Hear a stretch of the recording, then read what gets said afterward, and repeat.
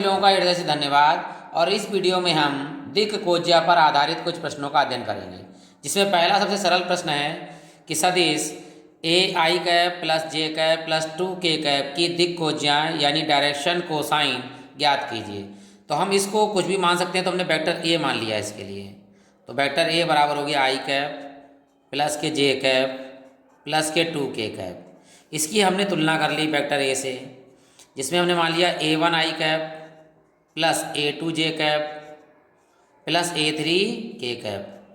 अब इसका मापांक भी ले लेते हैं हम साथ में। वेक्टर ए का मापांक क्या होता है?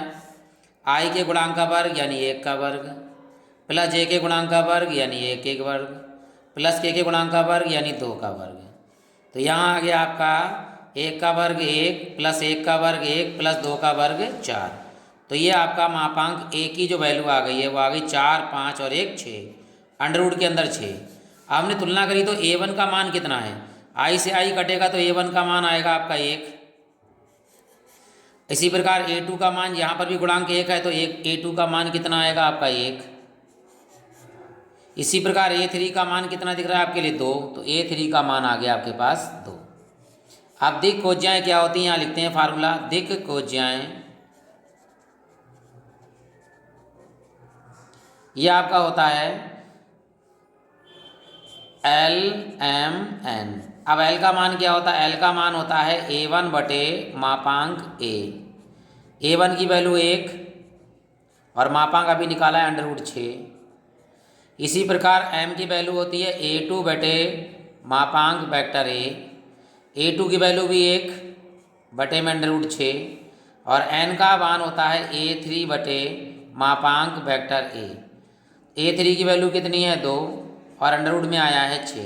तो दिक्कोज्याएं आपकी हो गई। अगर यहाँ डायरेक्ट लगाएंगे आप तो क्या हो सकता है?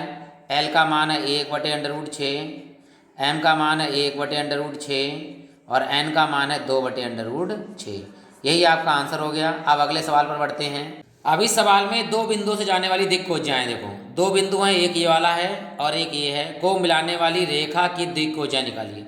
तो इसे मान लेते हैं हम OA वेक्टर और इसे मान लेते हैं हम वेक्टर OB।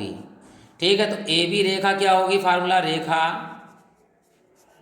AB वेक्टर क्या होता है? Formula OB minus OA। तो पहले हम OB माइनस OA निकालें। तो OB का मान ये यहाँ पे लगाएंगे, देखो आई जे के लगा दीजिए। 1 है तो केवल आई कैप और ये प्लस में 2j कैप, फिर प्लस में 3k कैप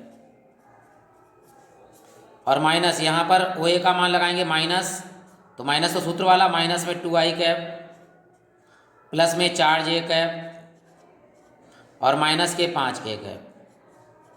ब्रैकेट खोल लेंगे यहाँ पर, तो वेक्टर AB बराबर i cap plus 2j cap plus 3k cap minus minus plus 2i cap minus के 4j कैप और माइनस माइनस प्लस के 5k कैप। अब हम क्या करेंगे? जोड़ घटा लेते हैं जो भी है। यहाँ पर है 2i कैप, यहाँ पर 1i कैप, तो ये हो गया 3i कैप।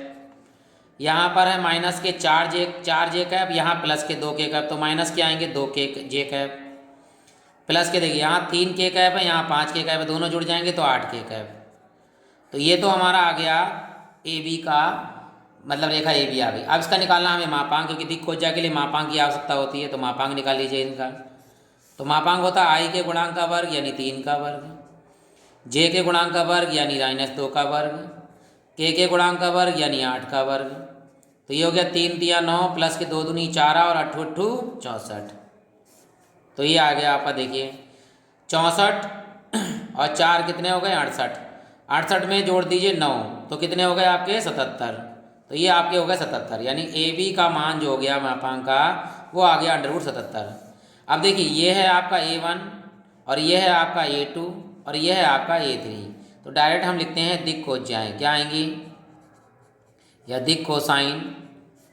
ठीक है, LMN। तो L का मान क्या होता है? A1 यानी कि 3 बटे में वेक्टर AB का मापांक यानी अंडर रूट 77, कॉमा M का मान होता है A2 का मान -2 और बटे में इसी का मापांक यानी अंडर रूट 77। इसी प्रकार n का मान कितना है 8 और बटे में √77। ये हमारे दिक्कोजयं आ गई दो रेखा वाली। इसी के साथ अगले सवाल की ओर बढ़ते। ये सवाल है, यदि एक रेखा x, y और z अक्षों के साथ क्रमशः 90, 135 और 45 डिग्री के कोण बनाती है तो इसकी दिक्कोजयं ज्ञात कीजिए। तो पहला कोण मान लिया हमने अल्फा, दूसरा कोण मान लिया बीटा, तीसरा कोण मान लिया हमने गामा। एक्स अक्ष के साथ अल्फा कोण, वाई अक्ष के साथ बीटा कोण, जेड अक्ष के साथ जब गामा कोण बनाता है तो दिक् कोसाइन क्या होती है। देखिए, दिक् कोसाइन होता है एल बराबर कॉस अल्फा। तो कॉस अल्फा का मान कितना है आपके पास 90 डिग्री, और हम जानते हैं कॉस 90 का मान होता है 0, और एम होता है आपका कॉस बीटा। बीटा की वैल्यू कितनी है 135, और 135 का मान जो 45 का होता है बस अंतर इतना होता है माइनस में आता है 1/√2। 45 का ही मान माइनस के 1/√2। और एन बराबर है आपके पास कॉस गामा। गामा की वैल्यू है 45 डिग्री, तो कॉस 45 का मान होता है 1/√2। तो आता है जो है दिक् कोज्याएँ आ गई आपकी, दिक् कोसाइन या कुज्या बोल सकते हैं। कोसाइन बराबर होता है L comma M comma N. तो एल का मान है 0, एम का मान है माइनस के 1/√2 और एन का मान है 1/√2। और ये आपका आंसर तैयार हो गया। वीडियो पसंद आया हो तो लाइक कर सकते हैं, चैनल को सब्सक्राइब कर सकते हैं, और ऐसे ही वीडियो प्लेलिस्ट में आप बहुत सारे देख सकते हैं। यदि एक रेखा के दिक् अनुपात -18, 12, -4 हैं तो दिक् कोसाइन ज्ञात करना। यानी यहाँ पर आपको अनुपात दिया हुआ है दिक् अनुपात, तो दिक् अनुपात को आप कुछ भी नोट कर सकते हैं। तो हम यहाँ पर ए बी सी नोट कर लेते हैं। तो दिक् अनुपात आपके पास हैं, मान लीजिए ए बराबर आपका -18, बी बराबर 12 और सी बराबर -4 हो गए। तो सबसे पहले हमें निकालना है इन अनुपातों के अंडर रूट का वर्ग। यानी हम निकाल लेते हैं a1 का स्क्वायर प्लस बी, वो ए का स्क्वायर प्लस बी का स्क्वायर प्लस सी का स्क्वायर अंडर रूट के अंदर, यानी इन सभी अनुपातों के वर्गों का योगफल ये निकाल लिया। तो ए का स्क्वायर कितना है -18 का वर्ग, प्लस बी का मान है 12 का वर्ग और सी का मान है -4 का वर्ग। तो 18 का वर्ग होता है आपका 324, प्लस 12 का वर्ग होता है 144 और 4 का वर्ग हो गया आपका 16। अब जोड़ लेते हैं यहाँ पर, देखिए 6 4 10, 10 और 4 14, 1 और 1 2, 2 और 4 6, 6 2 8। अब यहाँ पर 1 और 3 कितने हो गए 4, 484। 484 किसका वर्ग होता है, ये वर्ग होता है आपका 22 का। तो ये 22 आ गया आपका। अब निकालना है हमें दिक् कोसाइन। तो क्या होता है दिक् कोसाइन, देखिए जब अनुपात के रूप में होता है तो दिक् कोसाइन में एल कामा एम कामा एन होता है। तो मान लिख देते हैं यहाँ पर। तो एल बराबर होता है आपका a/√a² plus b² plus c²। तो ए का मान हमारे पास कितना था -18, और इन दोनों इसका पूरा मान अभी निकाला है 22। 2 से काट ली, 2 एकम 2, 2 एकम 2 और 2 ने 18, यानी एल का मान आ गया -9/11। एम का मान निकालिए, क्या होता है b/√, यही चीज़ a² plus b² plus c²। तो b का मान है 12 और इसका मान है 22। 2 से काट लीजिए 11 और 2 छंग 12। एन का मान क्या होता है, एन का मान होता है c/√a² plus b² plus c²। तो c का मान है -4 और बटे में है 22। 2 से काट लीजिए 11 और ये -2 हो गए। तो दिक् कोसाइन आपका हो गया एल बराबर है -9/11 और एम का मान है 6/11 और एन का मान है आपका -2/11। और जेड अक्षों की दिक् कोसाएँ ज्ञात करना है, यानी कि कोसाएँ ज्ञात करना है एक्स के अक्ष पर, वाई अक्ष पर और जेड अक्ष पर। तो एक्स अक्ष पर जो कोण बनेंगे अल्फा बीटा गामा वो बताते हैं। देखो अल्फा मान होगा 0 क्योंकि एक्स अक्ष पे होगा, एक्स का मान 0 कोण बनेगा। वाई के साथ बनाएगा 90, यानी बीटा हो जाएगा आपका 90 और गामा हो जाएगा आपका 90। यानी जब हम 3D पिक्चर बनाएंगे यानी इस तरह से, तो ये आपने लिया एक्स, ये ले लिया आपने वाई, ये ले लिया आपने जेड। जेड इस तरह से खड़ा हुआ है, इस तरह से। तो ये आपका एक्स अक्ष पर एक्स के साथ कोण कितना बनेगा 0, वाई के साथ भी 90 और जेड के साथ भी 90 90। तो ये हमने लिख दिया। अब हम बाकी इसी प्रकार y में y के साथ 0 होगा, z के साथ z में 0 होगा। तो डायरेक्ट लिखते हैं x अक्ष पर, या x अक्ष की लिख दो, x अक्ष की दिक्कोजाएं, ठीक है। L, M, N लिख सकते हैं, या लिख सकते हैं आप कॉस अल्फा, कॉस बीटा और कॉस गामा। अब कोण बना देते हैं। देखिए अल्फा के x के साथ क्या है, अल्फा का मान 0, 0 में कॉस 0 का मान कितना होता है 1, बाकी 90 का मान भी 0, और इस गामा में 90 का मान भी 0। तो x अक्ष पर होगा 0 कामा 1 कामा 0 कामा 0। इसी प्रकार जो होगा y अक्ष पर, या y अक्ष की दिक्कोजाएं होंगी। अब यह है कि y का मान 0, मतलब 0 होगा y अक्ष पर, तो 0 का मान 1 हो जाता है। तो पहला 0 होगा, y का मान 1 होगा और z में 0 हो जाएगा, यानी z अक्ष के साथ कोण 0 हो जाएगा। इसी प्रकार z के लिए z अक्ष की दिक्कोजाएं क्या होंगी, वो लिखिए 0 कामा 0 कामा 1।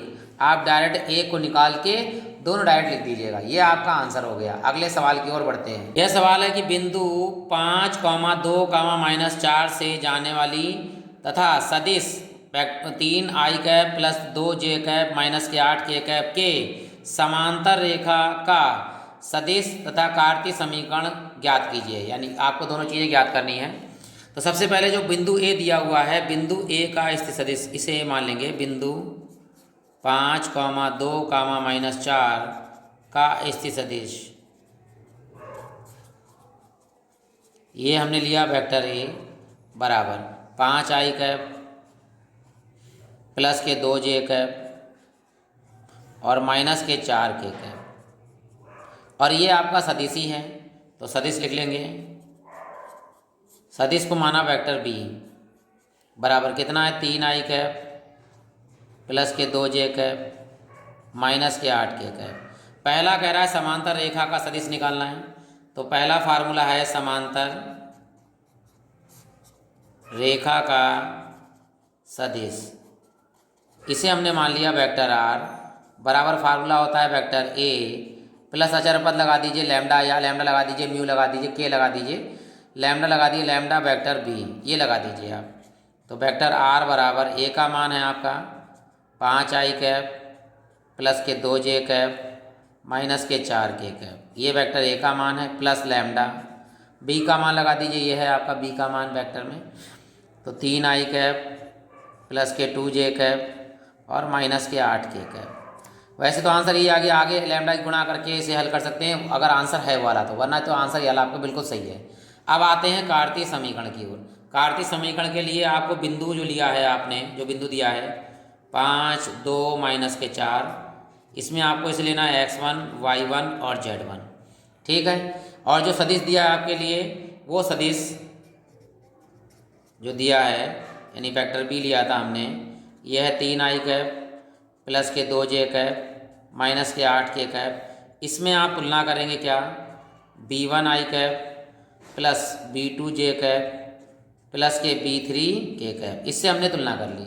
तो इसका मान देख लीजिए, b1 का मान है, यहाँ लिख देते हैं b1 का मान 3, b2 का मान 2, b2 का मान 2 और b3 का मान माइनस के, यानी b3 का मान माइनस के 8 हो गया। ये हमारे b1, b2, b3 आ गए। तो कार्तीय समीकरण का फार्मूला क्या होता है वो लिख देते हैं हम।